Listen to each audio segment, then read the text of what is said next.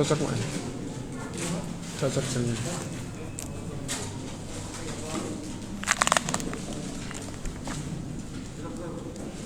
Dulu saya mau balik dulu kan. Assalamualaikum.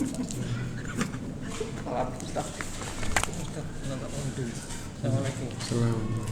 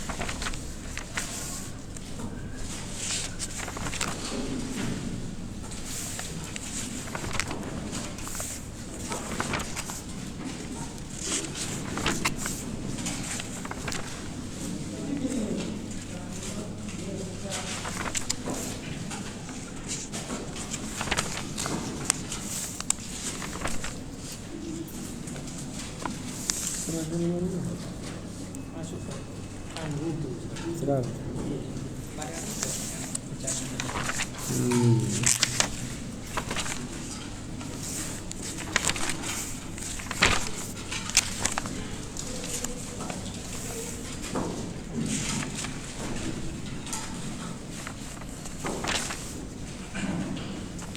Sudah masuk kan ya? Sudah kita belum sama sekali. Kok ada lipatan setelah wudhu?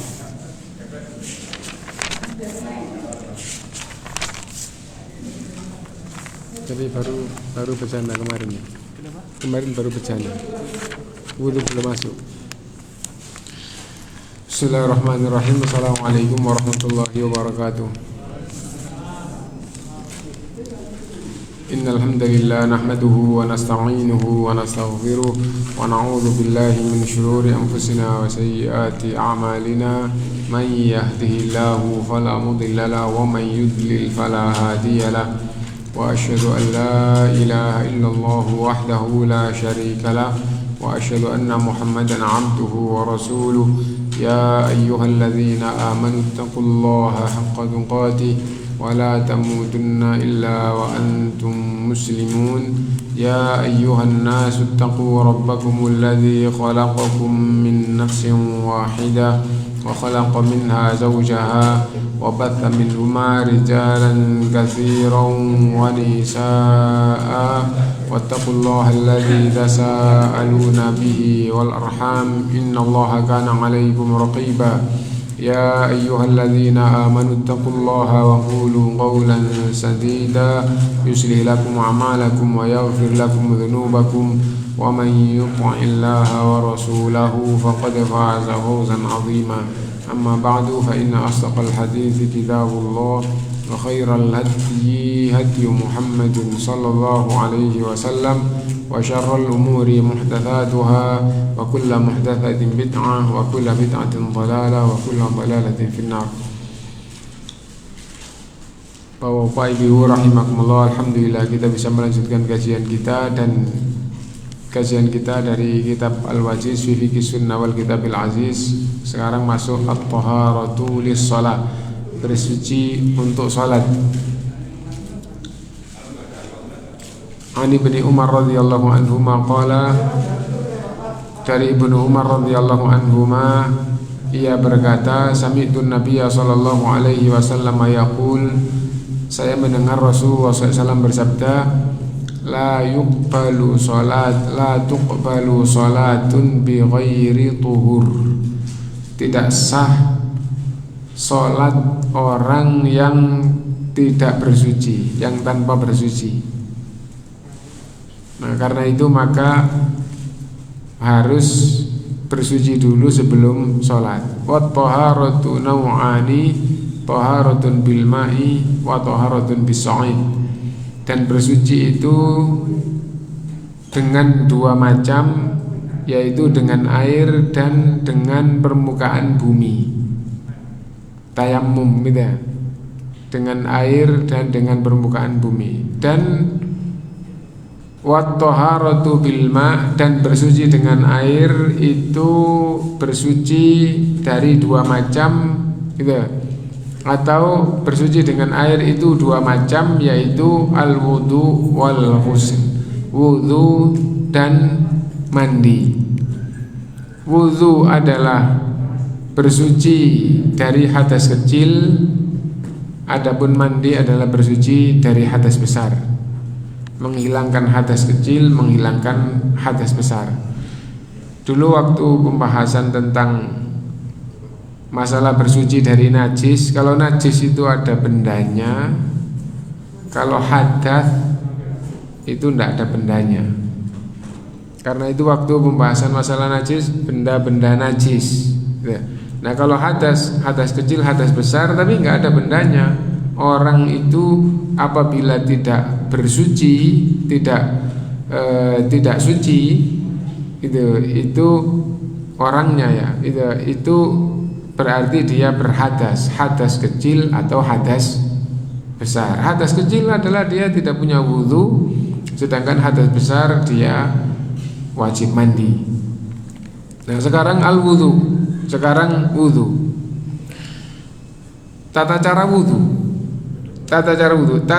wudu tidak ada satu hadis yang sempurna dari awal sampai akhir gitu, tidak ada.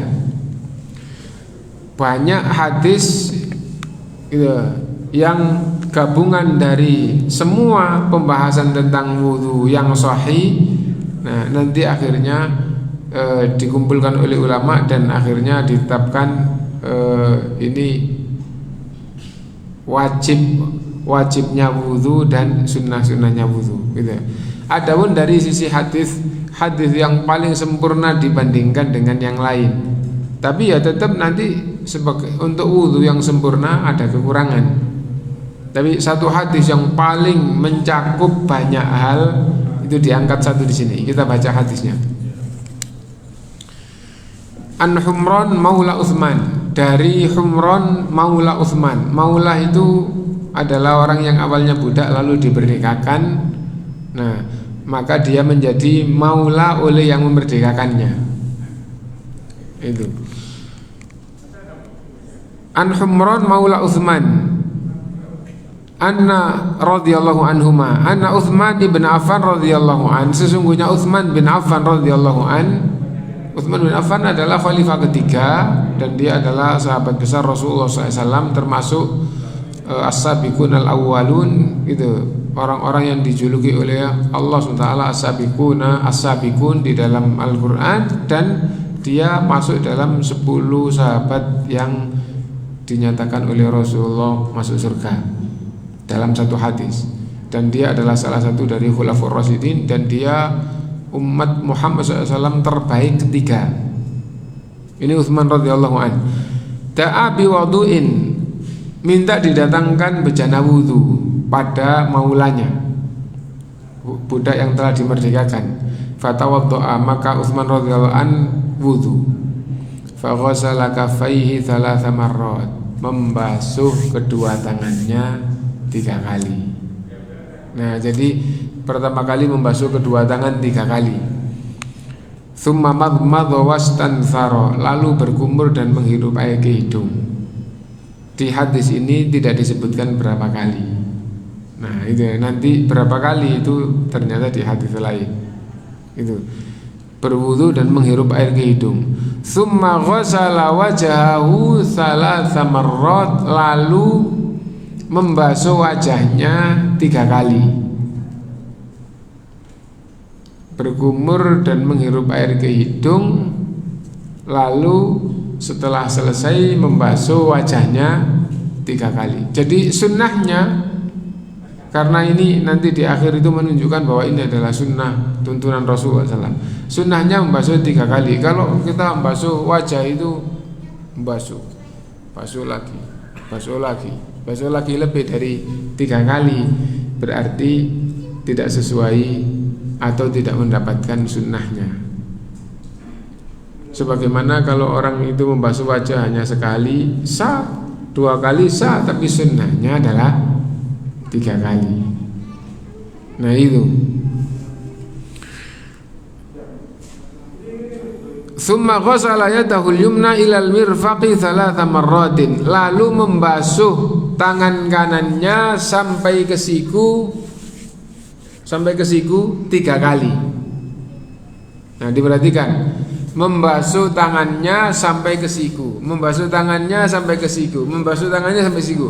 Ada faedah di sini, membasuh tangan kanan dimulai dari tangan jalan ke siku 3 kali. Kalau maksudnya gini,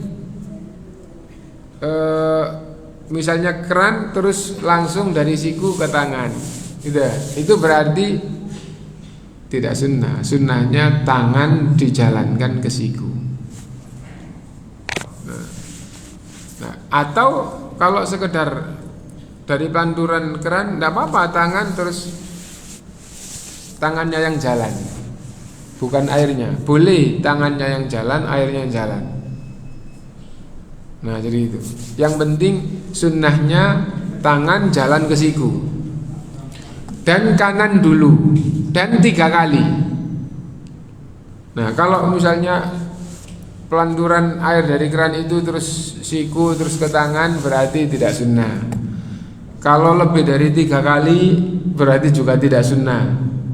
Kalau kanan kiri itu juga tidak sunnah, tapi sah. Sah karena firman Allah SWT global, dan yang disebutkan oleh Rasulullah itu adalah yang sunnah, yang sempurna. Nah, tsumma ghasala al-yusra mithla dzalik. Setelah yang kanan 3 kali, yang kiri seperti yang kanan. Yang kiri seperti yang kanan berarti dari tangan jalan ke siku dan 3 kali. Setelah kanan selesai baru yang kiri. Tsumma masaha ra'sahu. Lalu mengusap kepalanya. Lah, mengusap kepalanya di sini cuma gitu aja. Sempurnanya nanti di hadis yang lain. Ya. Tsumma ghasala rijlahul yumna ilal ka'baini 3 marrat. Lalu kaki kanannya, lalu membasuh kaki kanannya jalan sampai mata kaki 3 kali. Nah, berarti pemahamannya adalah dari jari, ya. Dari jari karena jalan ke mata kaki. Nah, jadi itu. Dari kaki jalan ke mata kaki 3 kali, yang kanan dulu sampai selesai. Kalau keran air itu melantur langsung dari atas mata kakinya terus ke jari, berarti tidak sunnah. Ya. Kalau tidak 3 kali juga nggak sunnah. Kalau kanan kiri juga tidak sunnah. Jadi kanan dulu, gitu. 3 kali, caranya dari jari sampai jalan ke mata kaki, gitu. Itu sunnahnya, gitu. Setelah selesai yang kanan, yang kiri seperti itu. Yang kiri seperti itu berarti juga dari jari jalan ke mata kaki dan 3 kali. Tsumma qala, lalu setelah selesai, ia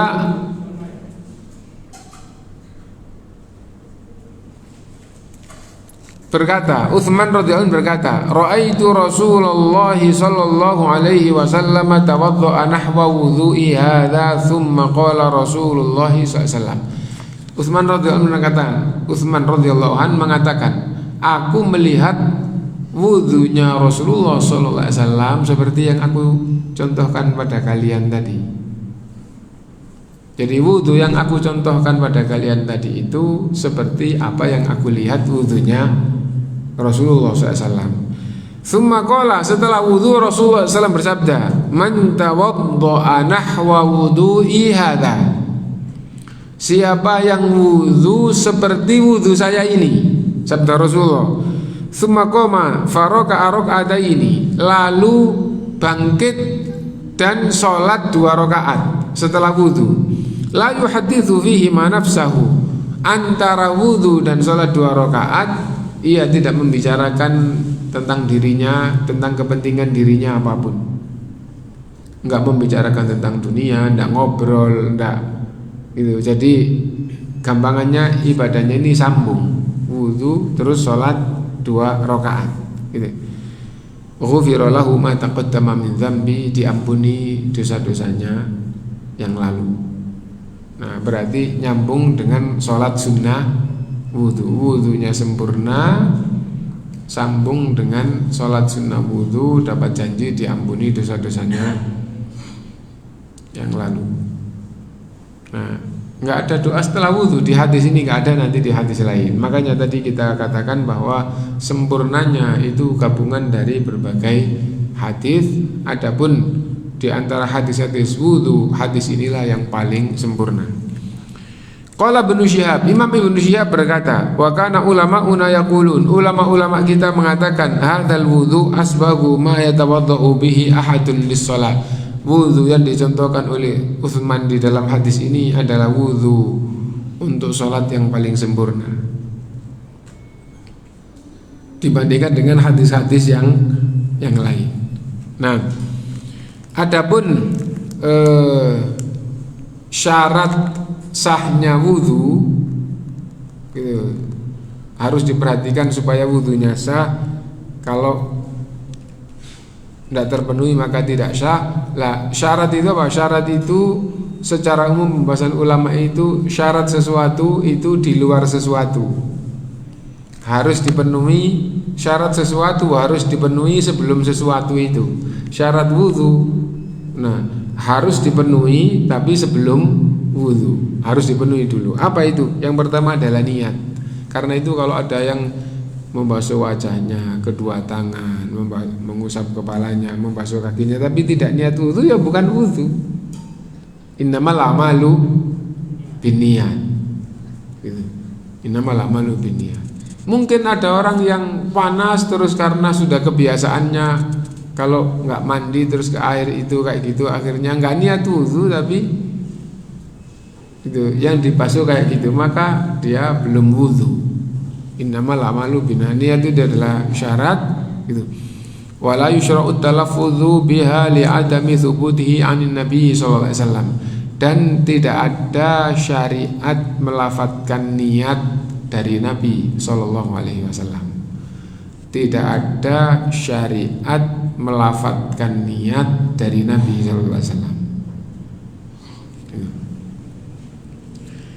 Yang kedua adalah tasmiyah, membaca bismillah. Adapun membaca bismillah ulama berbeda pendapat. Bahkan jumhur mengatakan hukumnya adalah sunnah, tidak syarat.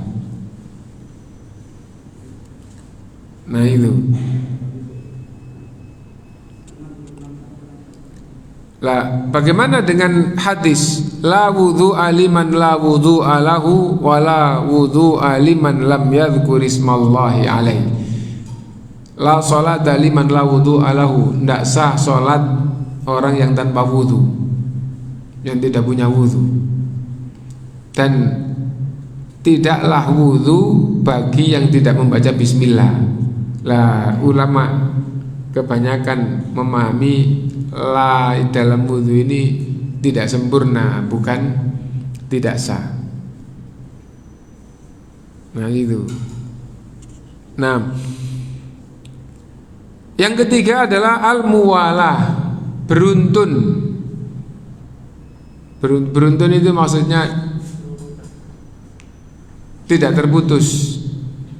Tidak terputus. Dari pertama ke berikutnya, ke berikutnya, ke berikutnya, itu tidak terputus. Nah, adapun apabila terputusnya karena hak darurat atau hajat, tanzilu manzilat darurat gitu. Oh, ini hajat yang nggak bisa ndak, itu seperti darurat, maka itu tidak apa-apa. Atau putusnya ringan gitu, tidak termasuk dikatakan amalan tersendiri, itu juga tidak apa-apa. Nah, misalnya seperti apa? Misalnya begini. Sekali waktu saya sama rombongan itu pernah wudhu di sumur dan tidak bisa ngambil air itu kecuali dengan ember, embernya pecah. Akhirnya ngambil air di sumur itu sampai di atas itu tinggal sedikit, tidak cukup untuk wudu. Sedikit-sedikit itu koret-koret itu, nah, nanti dimasukkan lagi embernya penuh sampai di atas itu sudah habis. Tinggal mungkin 1 gelas atau enggak sampai 1 gelas. Akhirnya baru sedikit, terus ngambil air lagi untuk wajah, ngambil air lagi untuk kedua tangan, ngambil air lagi untuk ngusap kepala sama untuk kaki. Padahal itu sedikit-sedikit. Nah itu. Nah, tapi karena darurat maka tidak apa-apa. Kalau tidak karena darurat tidak boleh seperti ini. Kenapa? Karena orang ngambil air di sumur itu adalah amalan tersendiri. Nah, jadi kalau tidak darurat terus Bapak misalnya basuh wajah terus jalan ke kira-kira 5 meter atau berapa, ngambil sandal atau ngambil apa terus baru melanjutkan tangannya, tidak boleh, wudu terputus dengan amalan seperti itu. Nah itu yang dimaksud dengan al-muwalah itu. Adapun yang wajib dalam anggota wudu yang wajib dilakukan itu yang ada di dalam Al-Quran, yaitu idza qumtum ila sholati faghsilu wujuhakum, apabila kalian mau sholat maka basuhlah wajah kalian. Nah, membasuh wajah itu wajib. Wa aydiyakum ilal marafiqi, dan membasuh kedua tangan sampai siku itu juga wajib. Wamsahu biru'usikum, mengusap kepala itu juga wajib. Wa arjulakum ilal ka'bain, dan membasuh kaki sampai 2 mata kaki itu wajib. Apabila yang wajib itu tidak dilakukan gitu, maka wudunya batal. Bahkan di antara ulama menjelaskan ini adalah rukun, karena itu sengaja maupun tidak sengaja kalau ada yang tidak diamalkan maka wudunya tidak sah. Nah, jadi bedanya kalau di dalam sholat wajib sama rukun itu, kalau wajib tertinggal tidak sengaja itu sholatnya sah. Kalau rukun tertinggal meskipun tidak sengaja, begitu ingat harus dipenuhi. Kalau tidak dipenuhi kekurangannya maka sholatnya batal karena ada yang kurang. Tapi kalau wajib tertinggal tidak sengaja, contohnya sholat maghrib tahiyat awalnya itu wajib, lupa nggak pakai tahiyat awal, nah itu karena apa? Nggak sengaja, namanya lupa. Nah itu sholatnya sah, itu yang wajib. Tapi kalau yang rukun enggak lah. Anggota wudhu ini lebih kuat disebut dengan rukun. Kenapa? Karena meskipun tidak sengaja, kalau ada yang harus dilakukan tidak dilakukan maka wudhunya tidak sah. Contoh, Rasulullah SAW melihat ada sahabat yang di punggung kakinya mengkilat belum kena air wudhu sebesar bulatan uang dirham. Uang dirham misalnya 100 rupiah yang lama, yang agak lebar itu kira-kira segitu. Nah segitu diperintah oleh Rasulullah wudhu lagi dan diperintah mengulangi sholat. Nah berarti kalau kita berpikir tidak mungkin sahabat itu sengaja membasuh kakinya tidak disempurnakan, apalagi posisi di punggung kaki, di pundung kaki. Ya, kalau ditumit itu mungkin ya tidak sengaja kan, itu ya tidak sengaja itu. Nah ini di punggung kaki sudah pasti nggak sengaja, tidak mungkin di punggung kaki itu sengaja, tambah ngerepoti lah. Oh, di punggung kaki itu di atas, di depan kaki yang berdiri terus, nah nekuk 90 derajat. Nah bagian kalau ini telapak lah, lawannya telapak itu punggung. Di punggung kaki mengkilat sudah pasti tidak sengaja. Kenapa? Kalau sengaja nggak disiramkan di situ, terus depannya belakangnya disiram, ya tambah ngerepoti. Nah maka sudah pasti nggak lah. Kok bisa nggak kena di situ? Bisa jadi kalis. Maksudnya kalis disiram tapi airnya itu kayak nggak nempel di itu bahasa Jawanya kalis itu ya. Nah yang lain akhirnya kena air, yang itu kelewatan sama sekali air itu kenanya kayak nggak kena. Ada daun tertentu kalau kena air itu kayak nggak kena air, daun talas. Nah jadi kayak gitu. Nah oleh Rasulullah SAW diperintah wudhu lagi, diperintah mengulangi sholatnya juga. Berarti tidak sah kalau yang harus kena tidak kena air wudhu.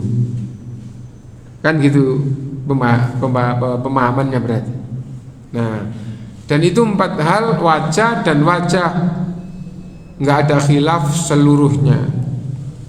Iya. Di permukaan mulai dari normalnya rambut kepala tidak tumbuh itu adalah wajah, dan sampai daun telinga dan bawahnya sampai janggut. Tapi karena ada dalil Rasulullah SAW setiap wudhu itu mengikutkan jenggotnya, maka akhirnya difahami wajah itu sampai jenggot. Nah itu. Nah itu wajah. Kemudian kedua tangan sampai siku tidak ada khilaf, semua ulama berpemahaman harus sempurna. Nah, adapun mengusap kepala, ulama berbeda pendapat. Ada yang berpemahaman yang penting mengusap meskipun tidak sempurna, dan itu adalah mazhab Syafi'i. Nah, dan yang lain wajib sempurna. Adapun ayatnya cukup mengusap, praktek Rasulullah SAW, bukan ucapan tapi praktek Rasulullah nanti akan disebutkan, yaitu mengusap kepalanya mulai dari bagian depan dijalankan sampai ke tengkuk, kemudian balik lagi, kemudian mengusap 2 telinganya. Adapun mazhab Syafi'i memberikan penjelasan yang dilakukan oleh Rasulullah itu adalah sunnah yang sempurna. Adapun dari ayat itu yang penting mengusap difahami sah, itu mazhab Syafi'i. Nah, adapun yang dilakukan oleh orang-orang dengan sedikit-sedikit banyak yang bawa air lagi, maka itu bukan ajaran dari Imam Syafi'i. Ajaran Imam Syafi'i itu adalah di atas penjelasan mengusap sebagian itu sah, selebihnya adalah sunnah. Dan sunnah itu bukan untuk ditinggal. Bapak kalau wudhu sekali apa 3 kali membasuh wajah? 3 kali. Selebih dari sekali itu sunnah. Sunnah itu tidak untuk ditinggal. Membasuh tangan 3 kali. Kanan dulu, bukan kanan kiri. Kanan kiri bukan gitu. Kanan dulu 3 kali. Kenapa 3 kali? Sekali sah. Yang kedua dan ketiga itu sunnah. Begitu juga mengusap kepala. Di mazhab Syafi'i sebagian sah, tapi ajarannya tetap mengusap seluruh kepala. Dan selebih dari yang sah adalah sunnah. Dapat pahala, menggugurkan dosa, memancarkan cahaya. Karena itu ajaran ini banyak berubah, terus akhirnya di masyarakat banyak yang keliru. Harus kembali ke kitab aslinya supaya ketika mengusap kepala sesuai dengan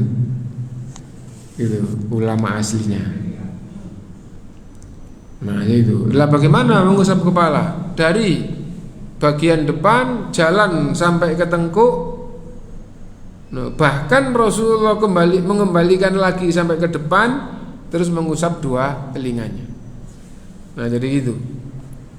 Nah dan yang lain mengatakan begini penjelasannya, karena ayatnya global, amalan Rasulullah selalu gitu, maka itulah makna dan penjelasan daripada ayat. Akhirnya berpemahaman wajib.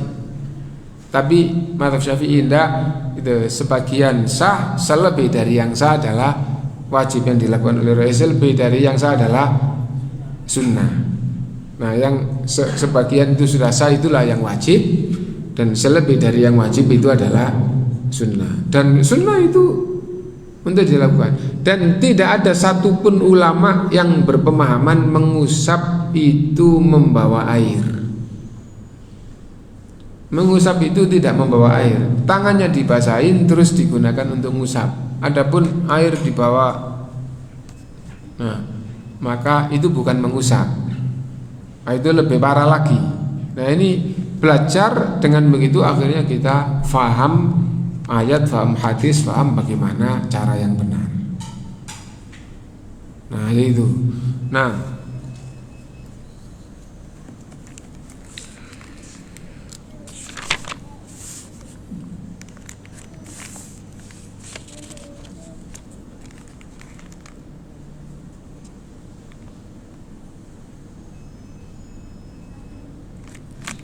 adapun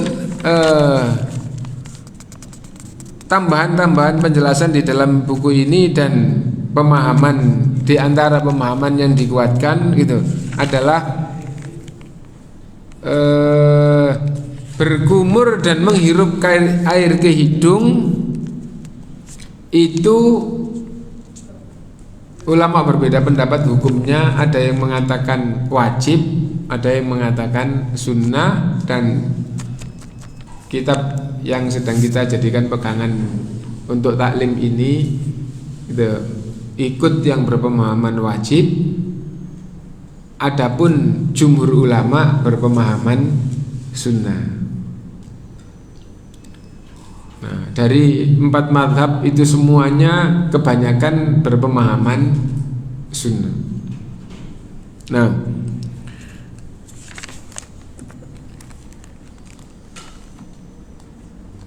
mengusap dua telinga gitu, juga begitu. Dalam kitab ini dikatakan wajib. Nah, dan ulama berbeda pendapat. Banyak yang mengusap kedua telinga mengatakan sunnah gitu. Nah, adapun dalil yang dipakai berkumur dan menghirup air ke hidung bagaimana dikatakan sunnah? Karena itu bagian dari wajah. Bagian dari wajah. Dan telinga juga wajib. Kenapa? Karena bagian dari kepala. Tapi jumhur berpemahaman enggak, beda. Nah, jadi itu bahwa membasuh wajah beda dengan berkumur gitu. Dan mengusap telinga itu beda dengan mengusap kepala. Nah,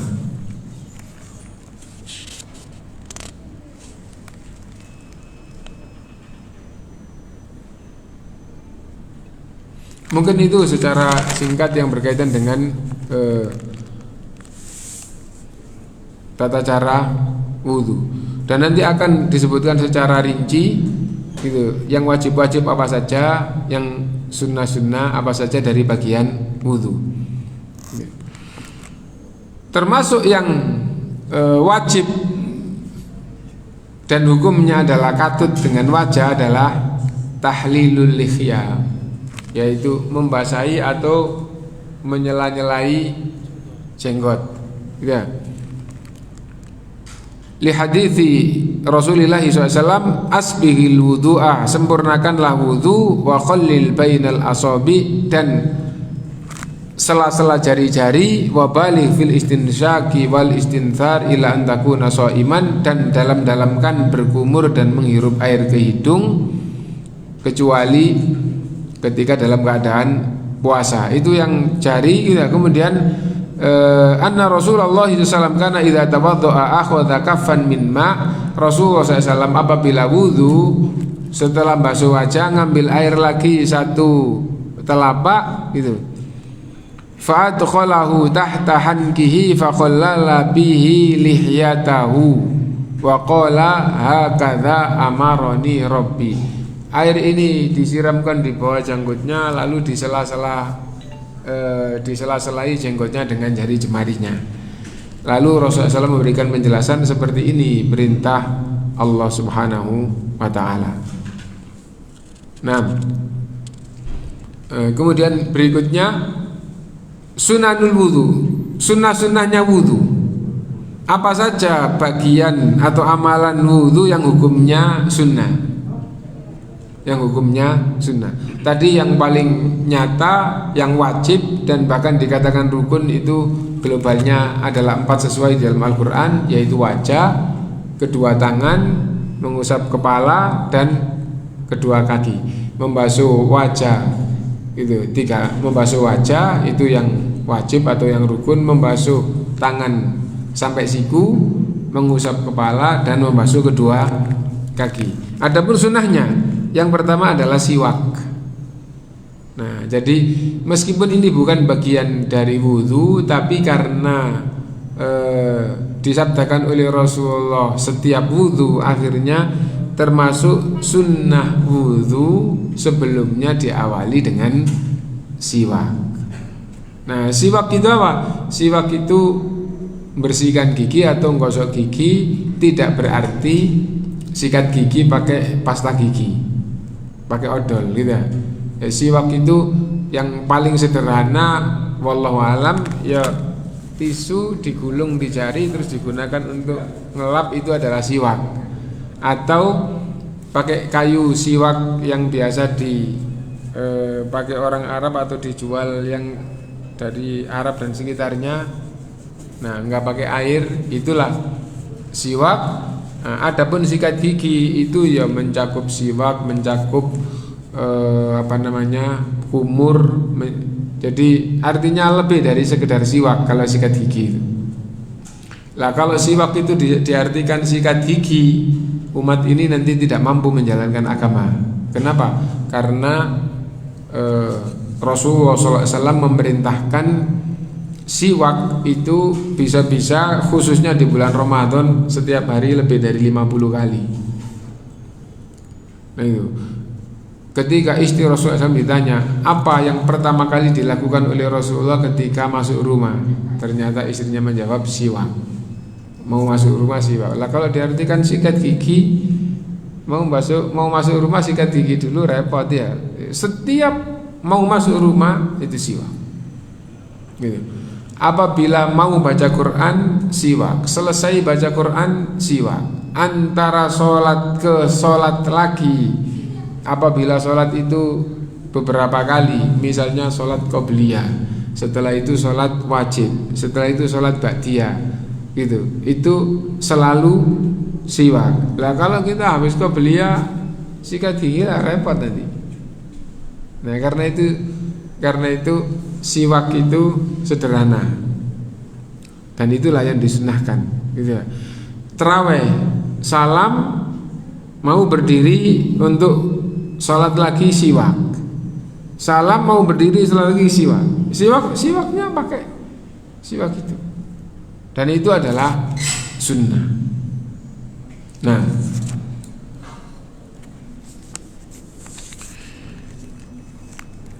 adapun dikaitkan dengan wudu, karena Rasulullah SAW bersabda, laula an asyqa ala ummati la amartuhum bisiwaki ma'a kulli wudu'in. Seandainya aku tidak takut memberatkan umatku, aku wajibkan siwak setiap wudu. Nah, dan tidak diwajibkan oleh Rasulullah, tapi Rasulullah melakukan terus, sahabat mengikuti, menunjukkan hukumnya adalah sunnah. Yang kedua, ghuslul kafaini thalatha marrat, gitu. Membasuh kedua tangan 3 kali sebelum wajah, itu adalah sunnah. Jadi mau wudu pertama kali membasuh kedua tangan, gitu. Adapun berkumur dan menghirup air ke hidung di dalam buku kita digabungkan dengan wajah yang hukumnya wajib. Karena itu di sini tidak disebut sebagai sunnah, karena disebut sebagai wajib tadi itu, ya. Tapi jumhur mengatakan sunnah, dan saya pribadi lebih mantap sunnah. Karena apa? Nanti ada dalil yang memantapkan bahwa hukumnya adalah sunnah, isyarat, ya. Insya Allah nanti benar lagi, ya. Yang ketiga, al-jam'u bainal madmadati wal istinsyaqi thalathan bi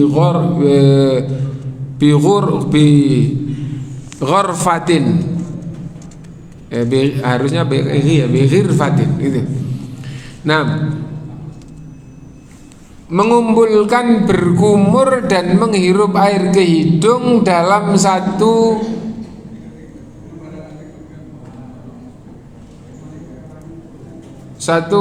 pengambilan air. Maksudnya misalnya ngambil airnya pakai dua tangan atau pakai satu tangan enggak. Nah, ini adalah untuk berkumur dan menghirup air ke hidung. Mengumpulkan berkumur dan menghirup air ke hidung diulang 3 kali. Jadi bukan berkumur 3 kali, menghirup air ke hidung 3 kali, bukan begitu. Tapi berkumur dan menghirup air ke hidung langsung terus setelah itu diulang lagi 3 kali. Itu adalah cara yang sunnah.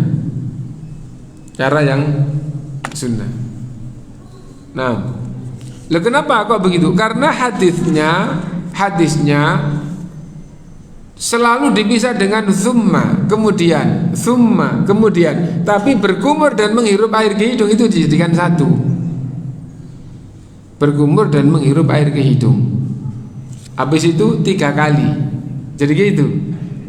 Kemudian membasuh wajah. Nah, jadi diputus dengan kemudian. Nah, lafaz 3 kalinya sendiri bukan berkumur 3 kali, menghirup air ke hidung 3 kali, bukan gitu. Tapi berkumur dan menghirup air ke hidung 3 kali, kemudian membasuh wajah 3 kali. Jadi gitu lafaznya. Karena itu mengumpulkan berkumur dan menghirup air ke hidung sekali, kemudian lagi 2 kali, kemudian lagi 3 kali, itu cara yang sunnah. Nah,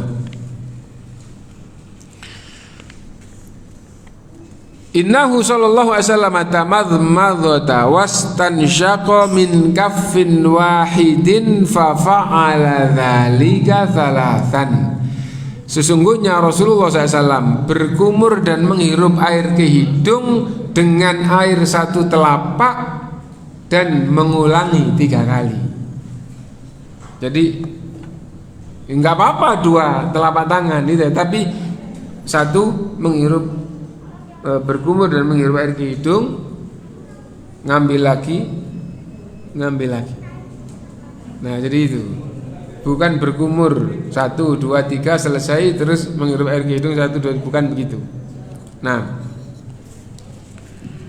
kemudian sunnah berikutnya umum mendahulukan yang kanan atas yang kiri langsung. Kemudian sunnah berikutnya ada yang keloncatan tadi, al mubalaghatu fil istinsyaqi wal istinthari illa an takuna shaiman. Menghirup air ke hidung dan berkumur mendalam-dalamkan kecuali waktu puasa. Waktu puasa tidak boleh kuat-kuat, tidak boleh dalam-dalam. Itu. Jadi waktu puasa ya sekedar terus dikeluarkan. Itu. Yang keenam, ad-dalq, menggosok setiap, jadi membasuh wajah terus digosok, membasuh tangan terus digosok tidak. Nah, jadi itu termasuk sunnah, bahkan di dalam mazhab Maliki itu wajib. Ad-dalq itu adalah wajib. Kenapa? Karena hadis tentang kaki sahabat mengkilat terus disuruh wudhu lagi sebesar dirham itu akibat dari tidak digosok. Akhirnya gampangannya dari seperti itu akhirnya lebih menguatkan wajib supaya memastikan bahwa semuanya kena air wudhu. Jadi disiram sampai digosok ini. Nah, disiram tok gini. Misalnya keran terus disiram terus nggak pakai digosok. Nah, jumhur mengatakan sah, yang penting kena semua. Nah, itu. Tapi di mazhab Maliki mengatakan wajib. Nah, adapun mazhab yang lain mengatakan menggosok tetap disyariatkan, tapi hukumnya hanya sunnah. Nah,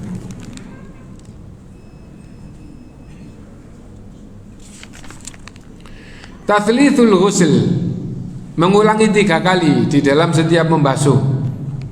hukumnya adalah sunnah. Gitu. Berikutnya at-tartib. Nah, di sini penting tartib ya. Adapun tartib yang 4 banyak yang mengatakan wajib. Wajah dulu, setelah wajah baru kedua tangan, setelah kedua tangan baru kepala, setelah kepala mengusap maksudnya baru kaki. Nah, dan ada pendapat yang meskipun sangat sedikit, 4 ini meskipun tidak urut itu sah. Yang penting dilakukan. Nah itu. Nah tapi yang umum ini. Adapun yang umum tartib yang banyak ditinggalkan orang adalah kanan kiri itu urutannya yang tidak pas itu.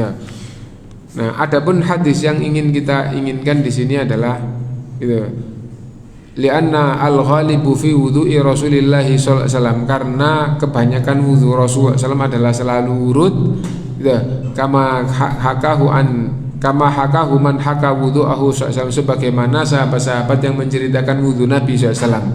Lakinnahu qad sahha 'anil Miqdam bin Mahdi Karim, akan tetapi ada hadis sahih dari sahabat Mahdi Karim, annahu ata Rasulullah sallallahu alaihi wasallam, sesungguhnya sahabat ini datang kepada Nabi sallallahu alaihi wasallam biwadu'in, membawa bejana wudu, fatawaddo'a, maka Rasulullah SAW berwudu, faghasala kaffaihi thalathan, membasuh kedua tangannya 3 kali, wa ghasala wajahahu thalathan, lalu membasuh wajahnya 3 kali, summa ghasala dhira'aihi thalathan, lalu membasuh kedua lengannya 3 kali, tangannya maksudnya, kedua lengannya 3 kali,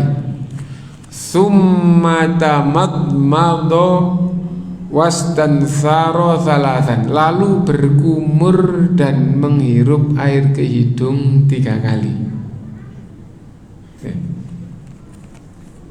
Summa masaha bi ra'sihi wa udhunaihi, lalu mengusap kepalanya dan 2 telinganya, dan seterusnya sampai akhir.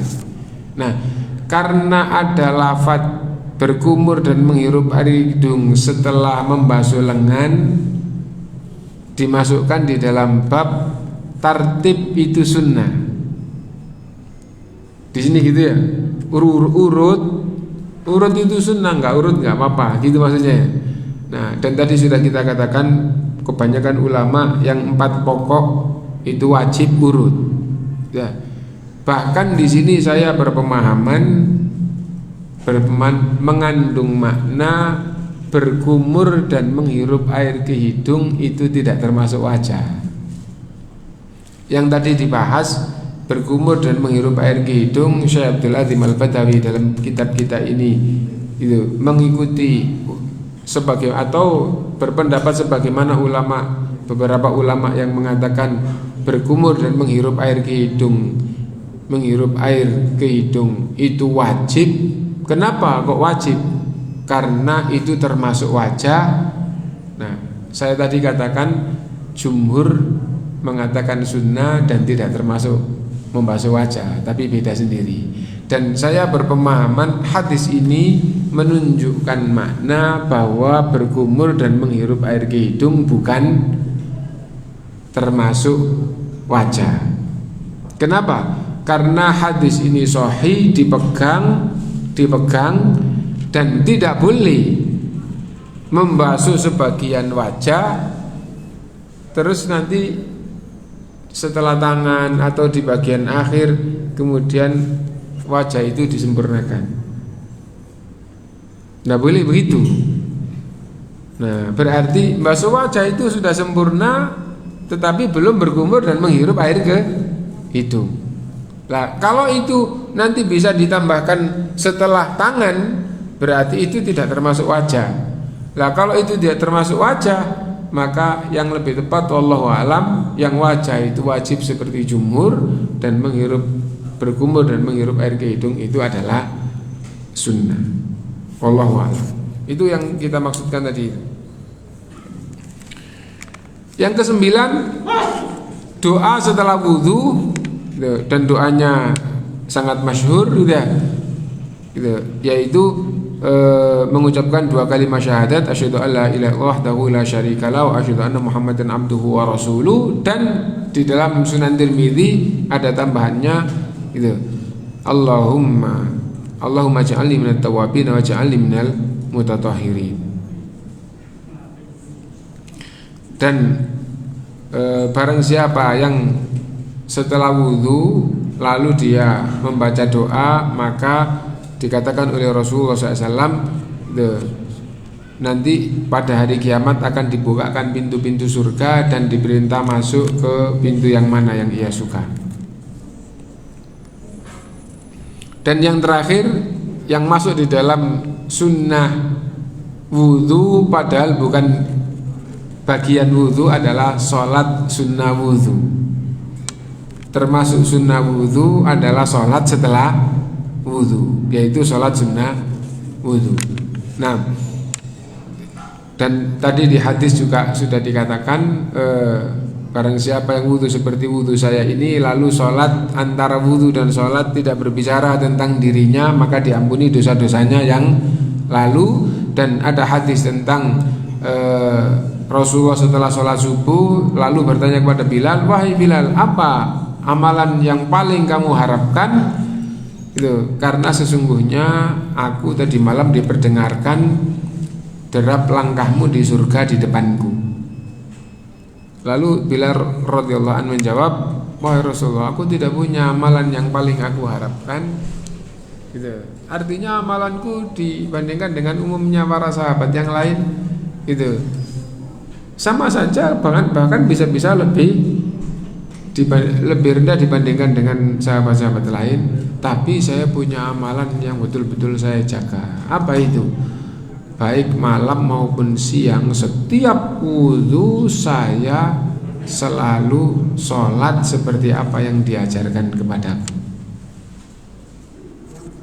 Nah, jadi mau malam mau siang kapanpun, kalau wudu, setelah wudu sholat 2 rakaat setelah wudu seperti yang diajarkan kepadaku. Nah, itu dalil yang diangkat oleh ulama bahwa disunahkan sholat 2 rakaat setelah wudu. Itu yang bisa kita baca. Dan berikutnya adalah bab pembatal wudu, tapi insya Allah kita baca yang akan datang. Kalau ada yang mau ditanyakan sambil menunggu adzan kurang lebih 13 menit, monggo dipersilahkan. Bab yang lain juga nggak apa-apa. Mudah-mudahan bisa menjawab kalau ada pertanyaan. Nggih.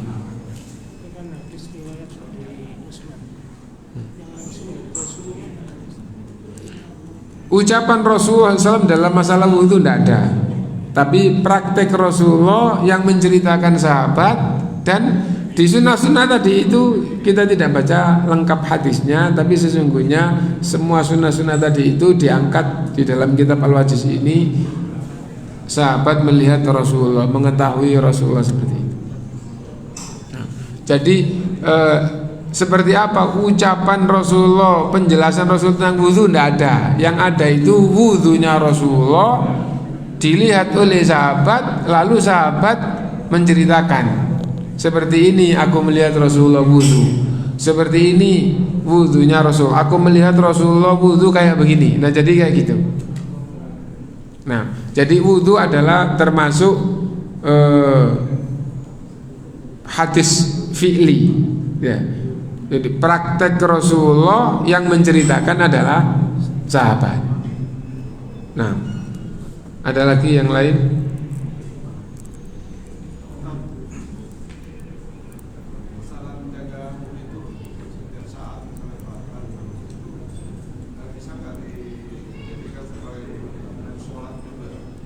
Ya.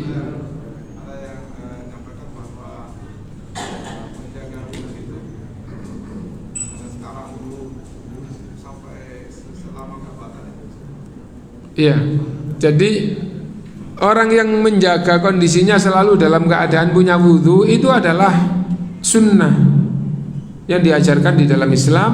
Kenapa? Karena sebaik-baik orang itu tatkala dia dalam keadaan suci.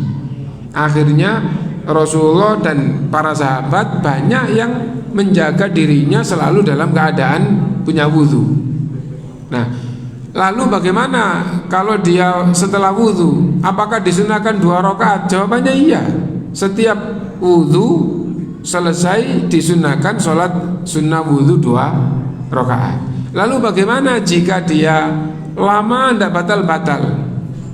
Kalau dia betul-betul merasa tidak batal, maka tidak ada kewajiban wudu. Meskipun ada dalil sunnah tajdidul wudu, memperbaharui wudu. Ya, memperbaharui. Tapi itu bukan wajib. Jadi misalnya begini, kita sholat subuh otomatis punya wudu gitu ya, karena sholat subuh. Setelah itu kita duduk sampai matahari terbit. Nah, setelah itu kita karena liburan banyak baca Quran atau santai di masjid atau itu sampai jam 9 kita sholat duha, atau jam 10 sholat duha lagi gitu. Nah, setelah itu juga nggak tidur, entah duduk makan tidak membatalkan wudu, minum tidak membatalkan wudu kalau tidak puasa, apalagi kalau puasa sampai zuhur terus sholat tanpa berwudu boleh? Jawabannya boleh, kan punya wudu belum batal. Nah itu yang diwajibkan wudu ketika melakukan ibadah wajib wudu adalah yang tidak punya wudu. Lah dia sudah punya wudu belum batal. Nah setelah zuhur merasa bahwa sholat zuhur otomatis berarti punya wudu. Nah sampai asar gitu, sholat langsung tidak pakai wudu boleh. Nah jadi sampai waktu cukup lama, yang penting adalah apa yang paling pokok membatalkan wudu.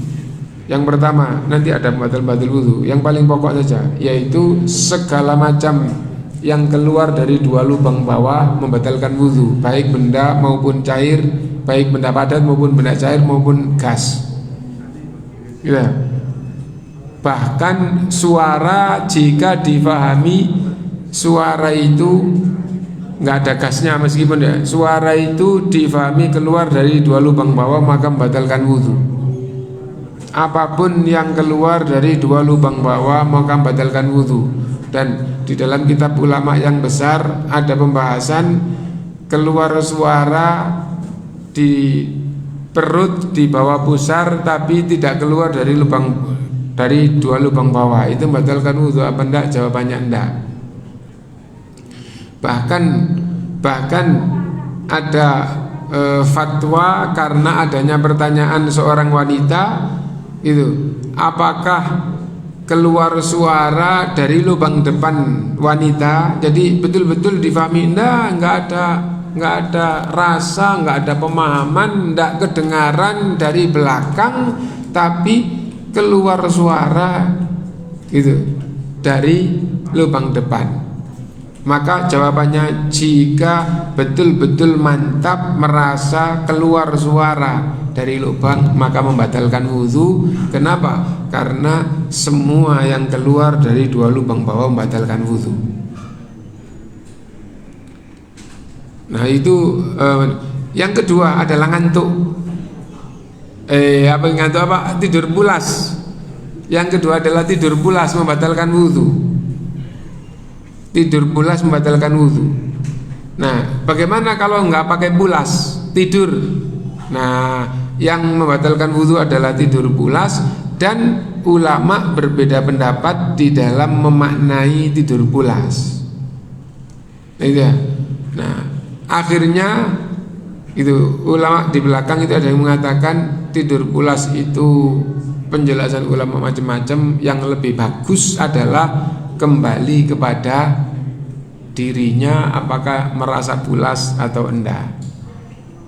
Nah, terus ada penjelasan apabila mendengkur berarti pulas. Ternyata ada orang yang baru duduk dipanggil gitu, langsung dengar, tapi ketika duduk langsung gitu. Nah, menunjukkan bahwa itu tidak pulas gitu. Lalu ada yang berpemahaman tidur tengkurap membatalkan wudhu, kalau terlentang enggak.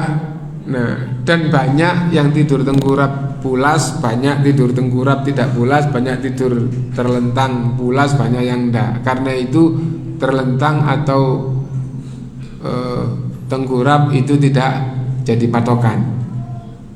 Tidur dengan duduk tidak membatalkan wudhu, tidur dengan merobok. Nah, banyak orang yang tidur dengan duduk juga pulas.